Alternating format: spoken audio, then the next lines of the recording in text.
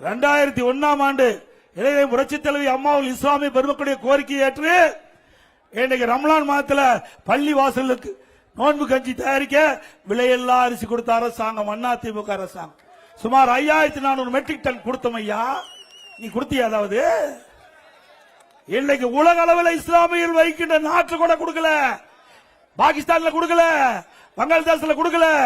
இன்றைக்கு பல இஸ்லாமியர்கள் வாழ்கின்ற அந்த நாட்டில் கூட கொடுக்காத போது இந்தியாவில் இருக்கின்ற மாநிலத்தில் தமிழ்நாட்டில் நம்முடைய இஸ்லாமிய பெருமக்களுடைய கோரிக்கை ஏற்று இதை புரட்சி தலைவி அம்மாவர்கள் நோம்பு கஞ்சி கிடைக்க விலையில்லாம அரிசி கொடுத்த கட்சி அதிமுக கட்சி.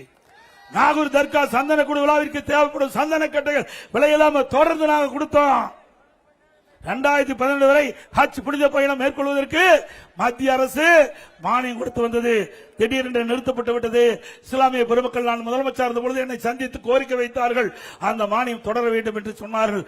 அதன்படி அதிமுக ஆட்சி 2019 6 கோடி அந்த ஹஜ் புனித பயணம் மேற்கொள்வதற்கு தொடர்ந்து கொடுத்தோம்.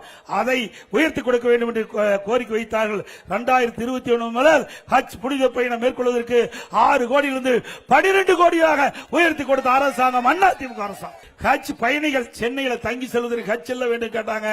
அதற்காக 15 கோடி ரூபாய் நிதி ஒதுக்கீடு செய்யப்பட்ட அரசாங்கம் அதிமுக அரசு.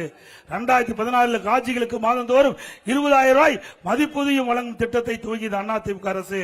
உலமாக்கள், மோதிலாளர்கள், ஓய்வூதிய பயனாளர்கள் எண்ணிக்கை 2000 2600 ஆகும். அவருடைய ஓய்வூதியம் 780 3000 உயர்த்தி வழங்கியது அதிமுக அரசு. உலமாக்களுக்கு புதிய இருசக்கர வாகனங்கள் வாங்க 25,000 ரூபாய் மானியம் வழங்கப்பட்ட அரசு அதிமுக அரசு. வகுப்பு வாரியத்திற்கு ஆண்டு நிர்வாக மானியம் மற்றும் பள்ளி வாசல்கள், தற்காகள், பழுதுபார்த்தல் மற்றும் புனரமைப்பு பணிகள் மேற்கொள்ள நிதி வழங்கப்பட்டது. இஸ்லாமிய அமைப்புள்ள நேரடி நியமன முறையில் நிரப்பப்படாத பணியிடங்களுக்கு முன்கொடர்வு முறையை நீடிக்க அரசாணை வெளியிடப்பட்டது அதிமுக ஆட்சியில். 2018ஆம் ஆண்டு கஜா புயல் பெரும் வெள்ளத்தால் பாதிப்படைந்த நாகூர் தர்கா குளக்கரை சேதமடைந்து விட்டது. என்னிடத்திலே கோரிக்கை வைத்தார்கள். நாகப்பட்டினம் சென்ற பொழுது நேரடியாக நாகூர் தர்கா குளக்கரையை பார்வையிட்டு அந்த குளக்கரையை சீர் செய்ய 4,25,00,000 ஒதுக்கிய அரசாங்கம் அதிமுக அரசாங்கம்.